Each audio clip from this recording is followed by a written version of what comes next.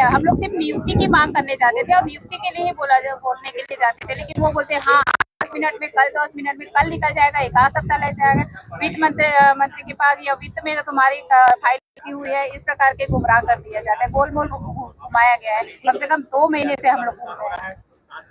इसके लिए इसको अवगत भी कराया गया है, हमारे उस शिक्षा मंत्री जी को भी अवगत कराया गया है। मंत्री जी का खुद का कहना है कि बहुत जल्दी नियुक्ति हो जाएगी करके, लेकिन अभी तक हमारे कहाँ कौन सी स्थिति है हमारी नियुक्ति की, अभी तक पुलिस को लेकर बैठे हैं आप लोग?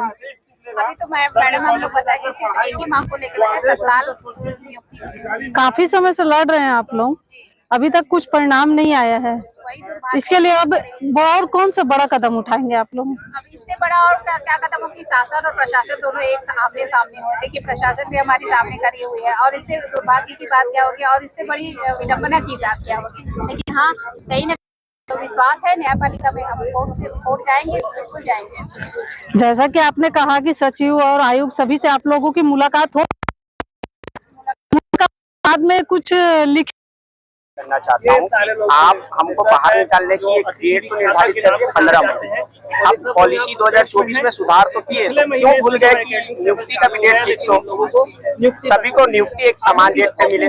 और सबसे बड़ी विडम्बना ये है मैम सरकार की कि अतिथि व्याख्याता नीति तो बनाया, हमारा अतिथि क्रीड़ाधिकारी, अतिथि ग्रंथपाल, अतिथि व्याख्याता सभी की योग्यता समान है।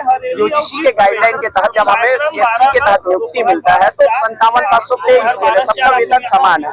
लेकिन जब आप पॉलिसी में सुधार भी किए तो हमारे साथ हम 2 साल से लगातार सचिवालय में, मंत्रालय में, उच्च शिक्षा विभाग में हमारी वेतन विसंगति की मांग रख रहे हैं। और इस बार भी हम लगातार जितने भी संकुल के वो हैं सभी के पास हमारी बात रखे, उसके बाद भी आप लोग पॉलिसी लाए, नया पॉलिसी लाए, उसमें संशोधित किए, तो हमारे साथ अन्याय क्यों? चाहे वो क्रीड़ाधिकारी हो, योग्यता समान है तो वेतन समान क्यों नहीं? हम सरकार से सिर्फ यही गुजारिश करना चाहते हैं कि हमारी जब योग्यता समान है, जब हमारी है उसमें समानता है, यूजीसी का गाइडलाइन समान है, तो हमारे साथ जब ये नया पॉलिसी बना तो वेतन में विसंगति क्यों?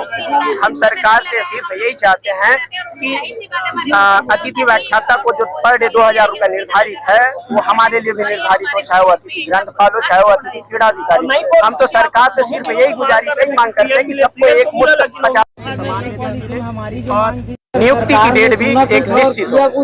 आज आप बैठ गए हैं धरना प्रदर्शन को लेकर, किन ऐसी मांगों को लेकर यहाँ बैठे हुए हैं? सबसे पहले तो हमारा जो पहला मांग है तत्काल नियुक्ति। हम 3 महीने से घर में बेरोजगार बैठे हैं मैडम। हम कॉलेज में पढ़ाने वाले अतिथि व्याख्याता हैं, न सरकार हमारी सूद ले रही है, न विभाग हमारा सूद ले रहा है। हम पिछले 3 महीने से घर में बेरोजगार बैठे हुए और आज हमारी स्थिति ये होगी पूरे प्रदेश भर के 3,000 अतिथि व्याख्याता को आज नया रायपुर दुर्गा में धरना करने की नौबत दिया केवल नियुक्ति के लिए। और बहुत बड़ी बात नहीं है, वो तो हम लड़ते रहेंगे सरकार से जो हमारी एक मुश्त वेतन है। क्या आज तक नियुक्ति नहीं है? दुर्भाग्य की बात, उच्च शिक्षा छत्तीसगढ़ में बच्चों की 40-45 दिन की पढ़ाई। अभी मैं आपको बता दूं पूरा एनईपी अभी सितंबर के पहले सप्ताह में पहले इंटरनल होना है। अभी इसी अगस्त की 20 तारीख से आपको इंडक्शन कराया जाएगा बच्चों को। यहाँ कितने अतिथि व्याख्याता है जहाँ पे एक भी रेगुलर स्टाफ नहीं है, क्या बताएंगे बच्चे को? जीव नहीं पता है, वीएसी नहीं पता है, एनईपी कुछ नहीं पता है। ये स्थिति छत्तीसगढ़ में उच्च शिक्षा की दुर्भाग्य है, ये समझता हूँ मैं। हम नेट से पीएचडी करके यहाँ बैठे हुए हैं, हमको सरकार सेवा का अवसर नहीं दे रही है। बड़ी दुर्भाग्य की बात। पॉलिसी में बड़ी बड़ी बातें करते हैं, 11 महीना की धरातल में हम लोग बैठ गए, कोई महीना नहीं बनने वाला नया पॉलिसी में। ये स्थिति है, बताइए आप। 3 महीने आप लोग पीछे चल रहे हैं, तो इसमें घर की क्या स्थिति है? स्थिति क्या बताएं मैडम। आज तो हमको कहीं आस पड़ोस से उधार मांग के 1,000 रुपए दिखा तो आज 1 किलो सेव लेना है मेरे बच्चे के लिए, मांग स्थिति आ गई मेरी। भाई क्या बता, मेरे जेब में एक पैसा नहीं है, 100 रुपया लेके मैं रायपुर आया हूँ, पेट्रोल के लिए पैसा नहीं है मेरे पास। ये स्थिति है, आप समझ सकते हैं कितना दुख भरा और दर्द भरा हम लोग का जीवन चल रहा है 3 महीने से। बताइए सरकार को, बड़े बड़े मीडिया चैनल वाले हैं, आप लोग को पहुंचाइए हमारी दुख दर्द समस्या को। उनकी बात हमारे तक पहुंच जाती सर, हमारी बात उनके तक पहुंच जाती है। और उसके बाद ये तो बात है,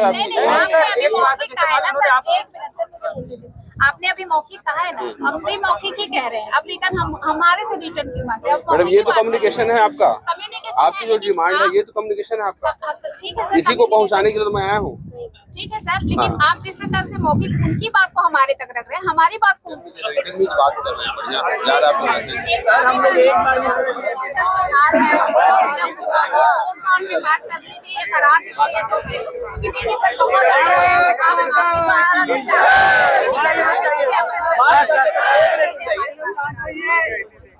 ये बात तो लेटर के माध्यम से हुई मैडम।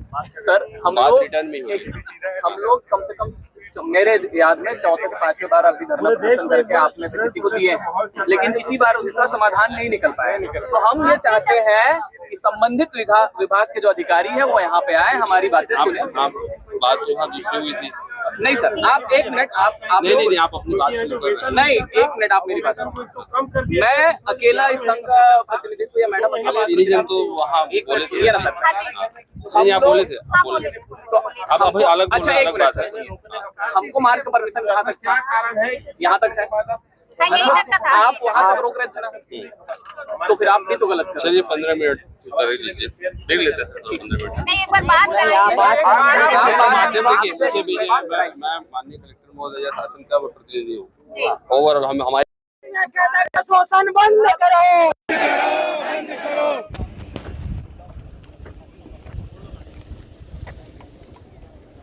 11 महीने का पॉलिसी तो बना है, लेकिन 11 महीने में किसी को काम नहीं मिलता। 15 मई को बाहर निकालने के लिए डेट तो निर्धारित कर दिया गया है, लेकिन हमको ज्वाइनिंग की डेट अभी तक निर्धारित नहीं किया गया है।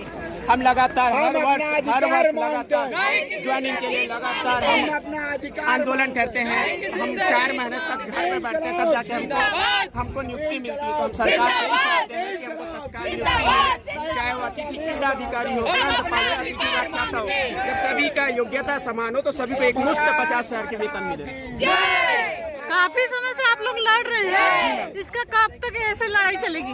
हमको जब तक न्याय नहीं मिलेगा हम तो संघर्ष जारी रहेगा। और सरकार से ही चाहते हैं कि आप नियमित भर्ती तो नहीं निकालते, अतिथि क्रीड़ा अतिथि व्याख्याता नीति है उसको तो अच्छे से लागू कीजिए।